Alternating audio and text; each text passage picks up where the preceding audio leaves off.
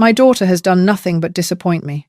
The words dropped like a hammer in the middle of the hall. Heads turned. Conversations died. My father's voice didn't need to rise. It carried the way authority does when it has been practiced for a lifetime. He wasn't correcting me. He wasn't guiding me. He was branding me. And he did it in front of everyone. Neighbors, relatives, veterans who had fought beside him. He placed his hand on the shoulder of a younger man, a Navy SEAL he called his protégé, and declared him the son he wished he had.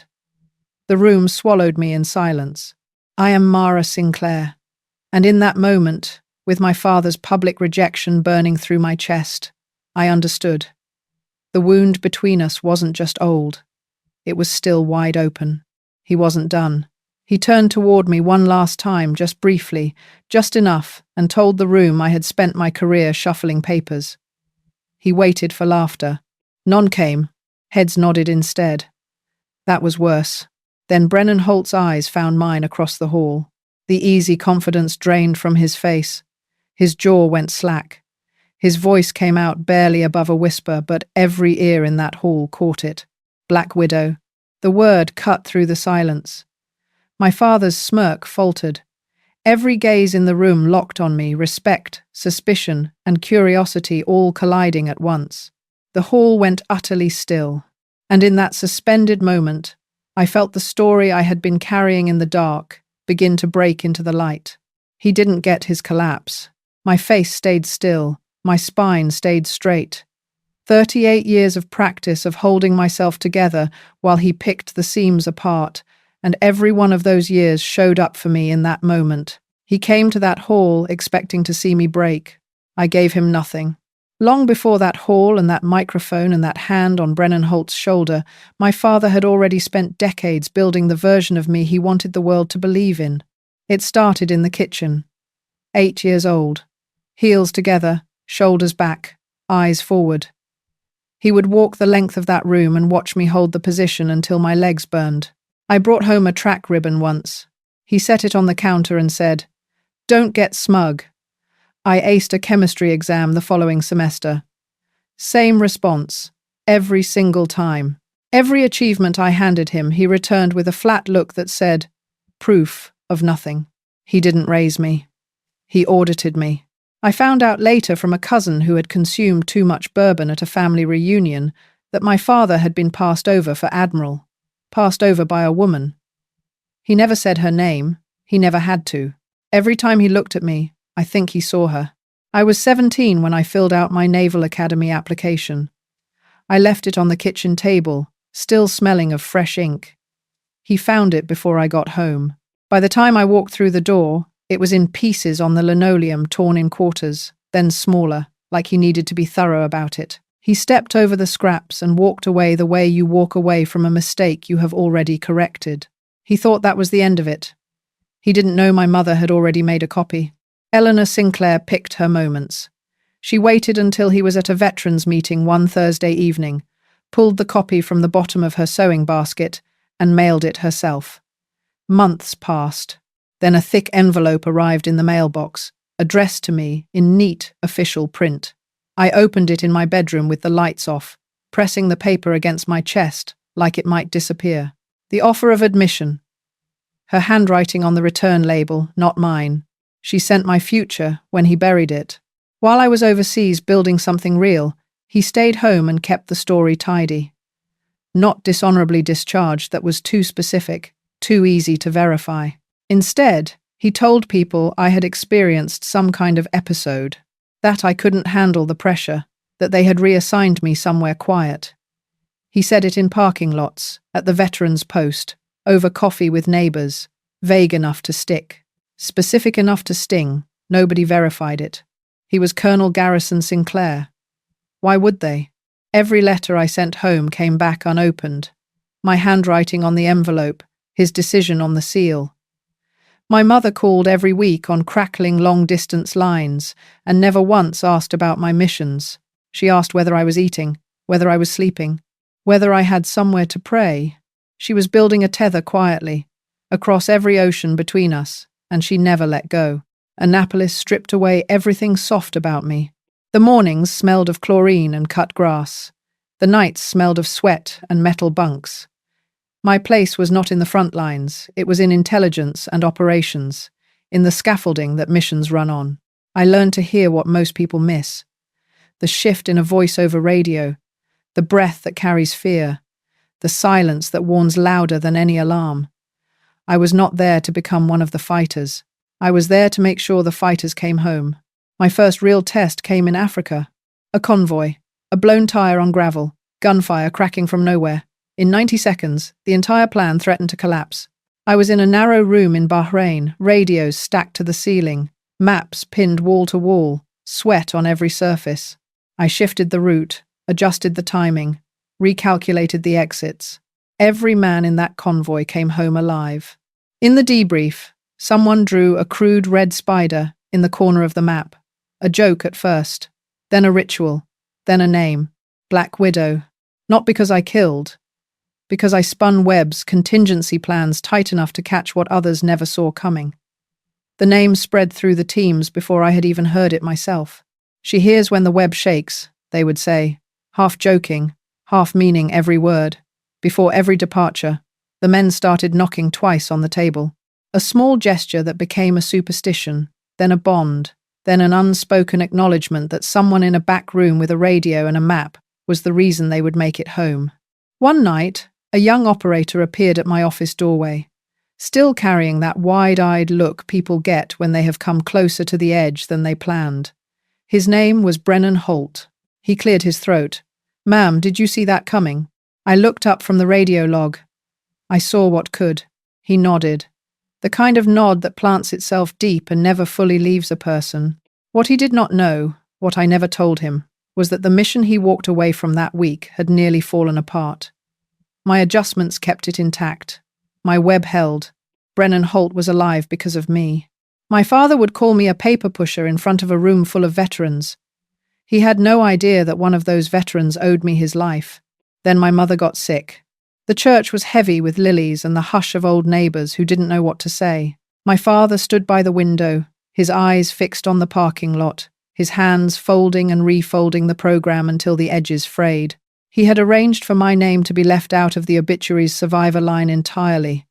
It read, "Survived," by her husband, as if I were underground instead of standing 6 feet away from him. Eleanor was gone. And before she was even buried, he was already rewriting the record. He thought he had written me out entirely. He had spent 30 years trying. That night in Pensacola, his own hand undid all of it. The invitation arrived at my apartment 3 weeks before the ceremony. He sent it himself to my last known address, the same one where every letter I had mailed home had come back unopened, the seal unbroken, my handwriting staring back at me like a question he had never wanted to answer. He knew I would recognize the return address. He knew what showing up meant, and he knew I would come anyway, because part of me still believed there was a version of this man who might surprise me. There wasn't. The Veterans Hall was his territory in every sense. He had chaired that association for 30 years. His name sat on the donor plaque by the entrance. His portrait hung in the foyer. He walked into that room the way a man walks into a room he owns, not because he bought it, but because everyone inside had spent years behaving as though he did. He approached the microphone with the slow deliberateness of a man who has never been contradicted in this space. His blazer fit him like a second uniform. He spoke about legacy, about excellence, about what it means to pass something of worth to the next generation. His voice never rose. The room bent toward it anyway, the way everything bends toward something it has been trained to obey. Then his hand settled on Brennan Holt's shoulder. "This is the son I never had." Murmurs of approval moved through the room like a current. Heads nodded. Eyes warmed. The respect in that hall, 30 years of accumulated loyalty, shifted visibly toward the man at my father's right hand. He spoke about legacy as if it were a blood type. Something passed from father to son, clean and direct. As if 38 years of my service had been a clerical error in someone else's file. Then he turned toward me. Just briefly, just enough. "She's always just shuffled papers, nothing more than that." He waited for the room to agree. It started to. A few heads nodded, a few eyes slid away from mine.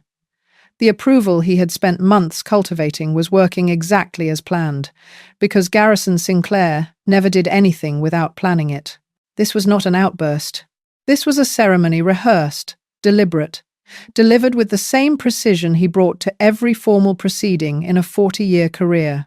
He built this moment the way he built everything, with preparation and the full expectation of deference.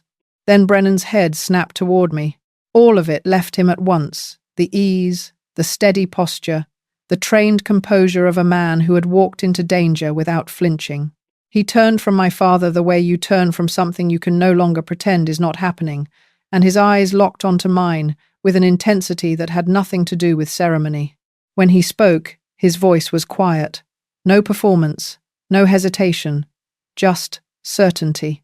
"Are you the Black Widow?" The name hit the silence differently than anything my father had said all evening. Veterans shifted in their chairs. A few younger men went very still. The room could not name what it was responding to, but every person in that hall felt it. My father reached for a short laugh. "She doesn't even know what that means." The rope was already cut. He just hadn't felt the drop yet. Brennan didn't ask permission. He turned from my father, slowly, deliberately, in a way that every person in that hall registered, and faced the room. He stood the way soldiers stand, when what they are about to say is not an opinion, but a correction. "Sir, with respect." She didn't shuffle papers. My father's jaw went tight. Brennan told them about Africa. He didn't speak in broad strokes or military abstractions. He named the convoy. He described the blown tire on a gravel road, the gunfire that cracked out of nowhere, the 90 seconds where every contingency plan they had became worthless all at once. He spoke with the directness of someone settling a debt that had been owed too long. Every man in that truck came home, including me. He paused. That was her. The veteran in the third row stopped fanning himself. His hand lowered slowly and stayed in his lap. A boy near the back leaned into his father's arm without a word. Then a man at the back of the hall stood up. No applause, no cheering. He simply rose the posture of someone bearing witness to something that deserves to be seen. Then another man stood. Then a third. Then a fourth. One by one, in that same silence, they rose. Not for a performance, not for a speech, for the truth that had just been spoken in the room where it was most needed. The same crowd my father had assembled to witness my humiliation was now standing in my name, in his hall, at his ceremony, using the silence he had spent 30 years handing me as their verdict. My footsteps on the floor were the only sound in the building. I stopped a few feet from him, close enough for him to hear me clearly, far enough to make sure he understood I had not come to close any distance between us. My voice didn't rise. Respect isn't inherited, it's earned, sometimes in silence, sometimes in rooms like this. One sentence. I turned away before he could answer. There was nothing left for him to say. His eyes moved across the crowd, not the way they had moved all evening, with expectation and command, but the searching look of a man, checking to see whether anyone is still with him, whether anyone will step forward, whether the room he has owned for 3 decades has stayed his. No one moved toward him. No one spoke for him. He stood at that microphone, the one he had carried like a throne into every room for 4 decades, and he was simply a man who had been wrong for a very long time, in front of everyone who had been willing to believe him. He left through the side door. No announcement, no goodbye. No, the hall didn't notice he was gone. 3 days later, my phone rang. A veteran on the association board. His voice was measured, careful. A formal written complaint had been received requesting the revocation of my honorary membership and the removal of my commendation plaque from the hall wall. Cited reason: fabricated service record. The name at the bottom: Colonel Garrison Sinclair, retired, former honorary chairman. He signed it himself, openly, without hesitation. My father had filed 41 formal complaints over a 40-year military career. He had won every single one, not because he was always right, but because institutional authority, in his experience, always deferred to rank. He had never once filed a complaint and lost. He didn't know how. That was his miscalculation, not the filing. The assumption that the institution would still recognize him as the highest authority in the room. It wouldn't. because this time, the room had already voted. Brennan had made his calls from the parking lot that same night, still in his dress blues, tie loosened, standing under a streetlight, while most of the crowd was still inside. 2 of the men responded within the hour. They had been following the association on social media. They already knew. The third was harder to reach. Stationed overseas, a 9-hour time difference. Brennan left a voicemail, then a text, then waited. 36 hours after Garrison filed his complaint, the third statement arrived. Brennan forwarded it to the board chair with one line. "That's all 4 of us. We were all there." The board chair called me himself when it was done. The complaint had been dismissed. The ethics clause in the association charter prohibiting the use of institutional mechanisms for personal retaliation had been triggered by Garrison's own filing. The board voted to formally censure him. His honorary chairmanship revoked. His portrait in the entrance foyer taken down. His name on the dedication plaque of the main stage removed. The board chair paused before hanging up. "Ma'am, I have known your father for 31 years. I shook his hand at his retirement ceremony. I hung his portrait myself." Another pause. Longer this time. "I'm sorry it took us this long to ask the right questions." He said, "We'll handle it from here," and the line went quiet. Garrison had built the trap with his own signature, his own certainty. The institution he had spent 30 years using as armor became the instrument that stripped him to nothing. I stood at Eleanor's grave while they voted. My palm pressed against the cool granite while the portrait came down, the rough edges beneath my fingers. I didn't tell her what the board decided. I told her something smaller, something that fit the space between us. "We're learning. Slow, but true." The breeze moved through the oaks. I closed my eyes and let it come. I'm not sure how long I stood there. Long enough for the light to shift through the branches above me. Long enough for the breeze to pass through twice. I pressed my palm to the granite and let the weight of everything, the hall, the board meeting, the 38 years before either of those things, settle into the ground beneath my feet. She told me I would fly. I didn't know it would feel this still. Not triumphant, not vindicated, just finished. The way a long sentence finally ends, and you realize you have been holding your breath since the very first word. 3 months later, a letter arrived with his handwriting on the envelope. I recognized it immediately, the precise, military slant of a man who had been taught that even penmanship was a matter of discipline. I stood at my kitchen counter and read it once. He wrote that the board had been unreasonable, that the complaint had been misunderstood, that 31 years of his service deserved more consideration than it had received. He didn't ask for anything directly. He never did. He framed it as information, as context, as something he believed I should know. I put the letter on the counter. I poured a glass of water. I drank it slowly. Then I folded the letter, slid it back into the envelope, and placed it in the recycling bin on my way out the door. No response necessary. No anger required. Just done. A few weeks after that, Brennan called to check in. He asked whether I was all right, whether I needed anything. I told him I was fine. He said, "Good the way people say it when they mean every word." We didn't talk long. We didn't need to. That call meant more than I expected. Not because of what was said, but because of what it proved. Someone who had no obligation to stand in that hall and speak had done it anyway. Someone had looked at the lie being performed at a microphone and decided, without being asked, that he could not let it stand. That is the family I mean. Not the name on a letter I didn't answer. The people who show up when it costs them something. Now I want to speak to you directly. If you have stayed with this story to the end, I don't think it is only curiosity. I believe some part of it landed somewhere familiar. So here is what I actually know, not what I was told, not what I was supposed to believe, but what 38 years and 1 hall and 1 letter in a recycling bin finally taught me. The first thing, a person who needs an audience to confirm your worthlessness is not demonstrating strength. They are confessing fear. My father chose that ceremony carefully. He chose the microphone, the crowd, the occasion, the man standing at his right hand.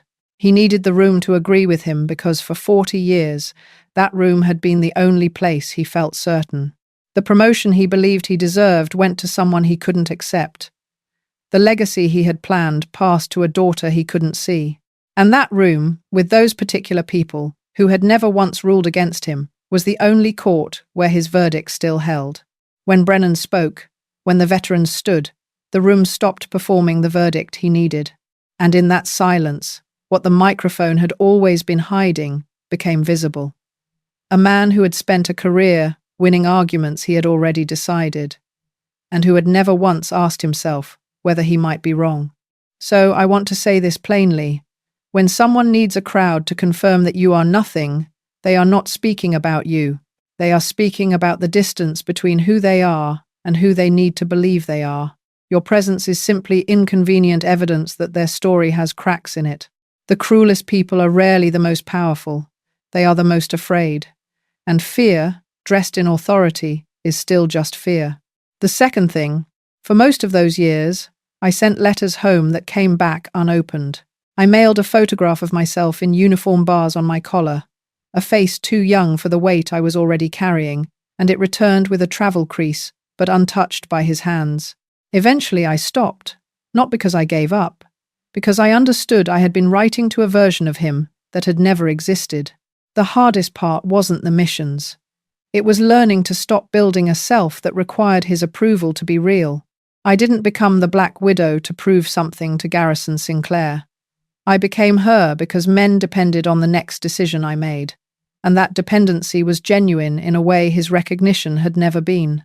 The operators who knocked twice on the table before every departure, that small, unannounced ritual, was a family built from the only material real families are ever made of: presence, reliability, and the willingness to be accountable for what comes next. Here is what I know now. You do not need the person who dismissed you to finally see your value before you are allowed to possess it. The moment you stop waiting for their recognition is the moment you are no longer in their debt. That is not indifference. That is freedom. And it is available to you right now, before they ever apologize. The third thing, Eleanor Sinclair mailed an application she was not supposed to touch. She slipped poems into my lunch bag: Dickinson, Frost, Hughes, without explanation, as if beauty was something a person could leave on a shelf for someone else to find when they needed it most. She called every week across crackling long-distance lines and asked not about medals, but about whether I had somewhere to pray. She was building a tether between us steadily, across every ocean, and she never once let it go. Brennan Holt stood in a room full of people who had believed a lie for 20 years and refused to let it go uncorrected. He didn't do it out of strategy or obligation.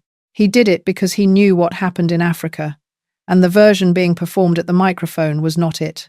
That is what genuine witness looks like, not who agrees with you, but who refuses to look away when someone tries to rewrite what they saw.